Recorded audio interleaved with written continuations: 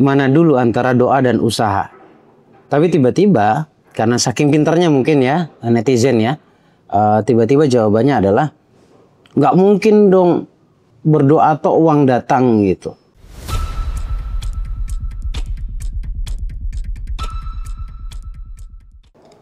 Assalamualaikum warahmatullahi wabarakatuh. Selamat malam teman-teman semuanya. Jumpa lagi bersama saya di sini Mas Bagus Baraja. Sudah banyak sekali konten yang sudah saya buat atau video-video yang sifatnya edukasi, mengolah pikiran bawah sadar agar kita tahu betul sebenarnya apa sih yang kita inginkan. Jadi kalau saya menyampaikan seperti itu sebenarnya bahkan ini tidak semua orang tahu terhadap apa yang diinginkan. Jadi konten kali ini atau video kali ini akan menjelaskan kenapa doa atau hajat Anda belum terkabul sampai kali ini, sampai hari ini. Setidaknya saya akan berikan 3 sebabnya. 3 sebab atau 3 kunci yang menghambat doa. Jadi setelah saya jelaskan nanti, Anda tahu kenapa doa kok belum dikabulkan. Setelah itu, otomatis Anda tahu apa yang harus Anda lakukan agar doa itu mudah dikabulkan. Sebelum itu, saya ingin informasi dulu ke Anda. Ini video diupload di hari Kamis. Masih ada waktu untuk Anda yang ingin mendaftar di acara Temu Jiwa yang saya adakan di Sleman. Tepatnya di Cafe Baraja Kopi Ponti. Nanti Anda bisa langsung searching saja atau nanti bisa langsung hubungi Mbak Vista untuk bisa diinfo lebih jelasnya alamatnya di mana. Ya, sekarang saya duduk di Baraja Kopi Ponti. Saya mulai lagi setelah break kurang lebih 3-4 tahun. Sekarang kita buka usaha lagi, kita buka kedai, kita buka warung kopi. Ya, agar lebih mudah juga untuk ketemu saya. Barangkali teman-teman mau privat atau mau belajar, mau sharing, silahkan datang ke Baraja Kopi Ponti. Jadi segera daftarkan diri Anda. Untuk pendaftarannya langsung hubungi Mbak Vista atau klik link yang ada di deskripsi. Oke, baik, masuk kepada konten inti di video kali ini. Ada 3 sebab setelah saya pelajari sekian tahun, ada 3 sebab yang membuat doa itu sulit dikabulkan. Tapi ketika ketika Anda mendengarkan atau mengambil kalimat saya, jangan langsung berasumsi bahwa Allah itu tidak sulit sebenarnya, gitu ya. Allah tidak sulit untuk mengabulkan doa manusia, tetapi manusianya yang belum siap, belum layak, belum pantas terhadap doanya. Nah, ini kan masih abstrak ya. Jadi saya akan jelaskan sebisa saya, sedetail mungkin agar Anda bisa menangkap dan benar-benar mengerti kenapa doa Anda belum dikabulkan. Jadi saya yakin dan percaya bahwa setiap orang, siapapun Anda, dimanapun Anda berada dan apapun keyakinan Anda, setiap manusia itu doanya pasti baik. Pasti baik. Tetapi kitanya yang belum benar-benar mengerti doa kita itu sebenarnya apa. Kalau saya mulai dari pertanyaan, kalau saya bertanya ke Anda, silakan jawab dalam pikiran Anda. Pertanyaannya adalah, apakah sebenar-benarnya Anda itu menginginkan keberlimpahan? Itu yang pertama.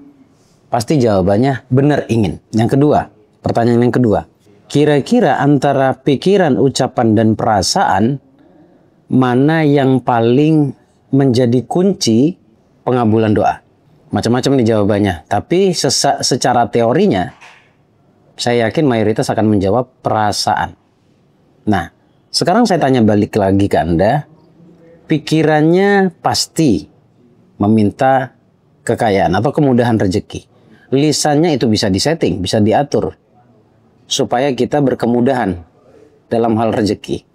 Perasaannya ini yang kadang-kadang kita lost kendali. Pasti perasaannya lebih dominan memikirkan atau merasakan hal-hal yang bertolak belakang dari apa yang Anda pikirkan dan Anda ucapkan. Sementara tadi di pertanyaan saya yang kedua tadi Anda sudah menjawab bahwa yang menjadi kunci pengabulan doa itu adalah perasaan. Jadi kalau bicara tentang doa, sebenarnya yang paling harus diperbaiki, dirubah itu adalah perasaan. Nah, Saya akan bicara 3 hal di sini yang menjadi pokok dasar sepanjang saya mengedukasi, bikin seminar dan lain sebagainya. Saya menemukan 3 rumus. Yang pertama, penghambat pertamanya adalah karena masih memiliki trauma atau sebut saja bahasanya luka batin. Nah, saya perlu jelaskan tentang luka batin ini apa. Luka batin ini adalah sebuah kejadian di masa lalu, ya, sebuah kejadian di masa lalu yang menurut Anda tidak menyenangkan, tetapi perasaannya atau hasil atau rasanya itu masih Anda bawa sampai ke saat sekarang. Percaya tidak percaya, itu akan muncul rasa itu seiring berjalannya waktu ketika Anda menginginkan sesuatu yang bertolak belakang dengan rasa Anda. Saya kasih contoh biar lebih mudah untuk difahami. Contoh yang pertama adalah, misal saya atau Anda menginginkan perubahan keharmonisan. Ini kalau kita mau sedikit geser pembahasan kita lebih kepada keharmonisan.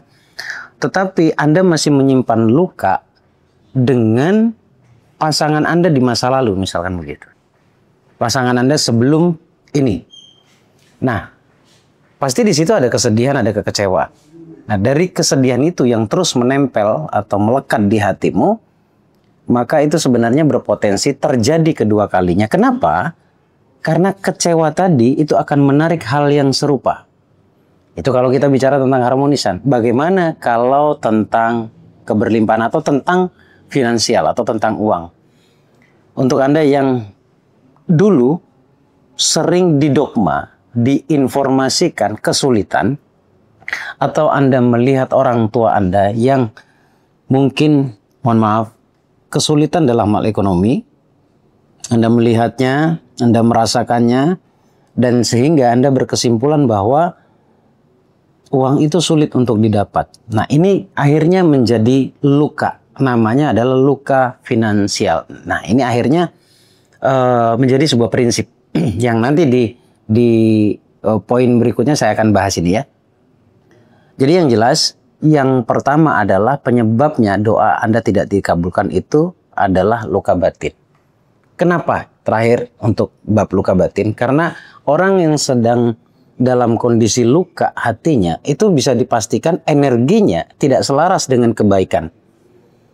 Karena tadi kuncinya adalah perasaan. Dan ini kan sudah Anda jawab tadi ya, bahwa semuanya bermula dari perasaan. Segimanapun kita mengatakan hal baik, berpikir hal baik, tetapi perasaan Anda tidak mendukung kebaikan pikiran dan ucapan Anda, maka zong juga pada akhirnya. Jadi perbaiki luka batinnya. Panjang nih kalau saya jelaskan tentang luka batin. Saya tanya ke Anda deh, mau tidak saya jelaskan lagi tentang luka batin yang lebih spesifik? Kalau mau silakan tulis. Jadi poinnya tadi, kesimpulannya adalah luka batin itu kenapa menjadi penghambat? Karena energinya tidak sama seperti apa yang Anda inginkan. Sementara keinginan itu atau untuk bisa doa itu dikabulkan, Anda harus memiliki energi atau frekuensi yang sama seperti apa yang Anda inginkan. Jadi jika doanya baik, maka energinya juga harus baik. Kesimpulannya di situ. Kemudian yang kedua, karena masih memiliki prinsip yang bertolak belakang dengan apa yang diinginkan. Nah, ini nyambung dengan sebab yang pertama tadi. Prinsip ini di luar sana disebutnya mental block. Tetapi saya pribadi sering menyebutnya adalah belenggu mental. Mental apa? Mental yang mana yang diblok? Mental keberlimpahan.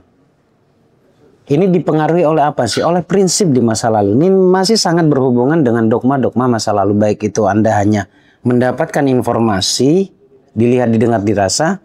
Bisa jadi juga karena Anda pernah mengalami sebuah problem di masa lalu sehingga problem itu masih sangat menghantui dan akhirnya memblocking mental Anda. Nah, prinsipnya ini macam-macam. Yang sifatnya informasinya itu mungkin untuk dapat uang sulit, kemudian uang tidak dibawa mati, yang pada akhirnya berkesimpulan, pikiran bawah sadarnya, hatinya itu berkesimpulan bahwa untuk apa juga dapat duit banyak, toh pada akhirnya saya tinggal mati juga. Nah, ini kan akhirnya bawah sadarnya mengambil kesimpulan bahwa nggak perlu punya duit. Ya, nah ini prinsip semuanya. Apapun itu yang berhubungan dengan finansial, Anda sebenarnya kayaknya pelein finansial gitu, nyepelein uang lah bahasanya gitu ya. uang menyebabkan satu sama lain bertikai dan lain sebagainya, atau konflik yang terjadi itu karena sebab uang. Jadi uang ini menjadi acuan atau sebab pertikaian yang terjadi. Nah, ketika kita punya prinsip seperti itu, maka ini menjadi masalah nanti di kemudian hari ya. Itu yang kedua, prinsip atau mental block. Gitu. Yang ketiga adalah saya mau jelasin tentang konsep cara kerja doa. Dulu saya sering melontarkan pertanyaan, mana dulu antara doa dan usaha? Tapi tiba-tiba, karena saking pinternya mungkin ya, netizen ya, tiba-tiba jawabannya adalah, nggak mungkin dong berdoa atau uang datang gitu. Padahal pertanyaan saya, mana yang harus didahulukan antara doa dan usaha? Tetapi yang jawabannya adalah kayak tidak menjadikan doa itu sesuatu yang penting gitu. Tapi oke lah, mungkin karena tidak paham ya. Jadi nggak ada orang bodoh yang ada orang belum tahu gitu ya. Nah, cara kerja doa itu sederhananya begini. Setiap apapun yang masuk ke dalam hatimu sehingga menjadi prinsip itu doa. Kalau Anda jawab dengan ketus, nggak mungkin Gus, doa saja, harus ada usaha, harus ada action. Saya sepakat sebenarnya. Tetapi coba saya balik tanya. Berapa banyak orang yang buka usaha? Berapa banyak orang yang merasa dirinya pembisnis? Berapa banyak orang yang usahanya di sana sini, tapi hidupnya nggak bahagia? Coba perhatikan. Bisa nggak Anda jawab pertanyaan saya seperti itu?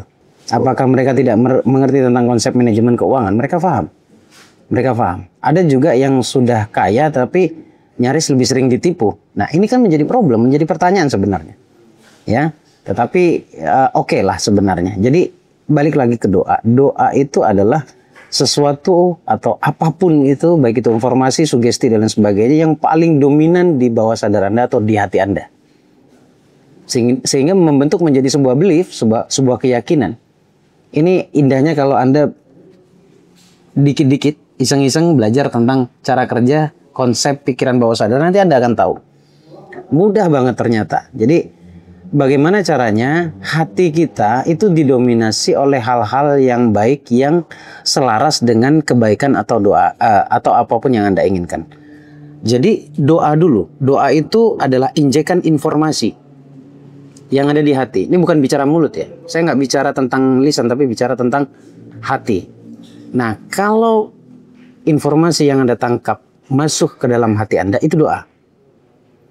Ketika doa itu sudah tercipta, sudah dominan di hati Anda, barulah itu akan berubah lagi menjadi sebuah ide. Kalau semuanya mulainya dari doa, itu baru insya Allah akan benar. Sudah jadi ide, endingnya baru ide itu dilakukan. Barulah masuk pada ikhtiar atau kerja fisiknya. Paham sampai di sini teman-teman? Jelas sudah? Kalau Anda paham konsep doa, prinsipnya diperbaiki, lukanya disembuhkan, maka Anda akan lihat dan Anda pun bisa buktikan. Kalau Anda bisa menyembuhkan luka batin Anda dalam kurun waktu 1 minggu, 2 minggu, Anda akan lihat hasilnya nanti. Ya, jadi 3 saja buat Anda PR. Kalau saya kasih banyak nanti malah pusing Anda. Oke? Senang bisa berbagi untuk Anda semuanya.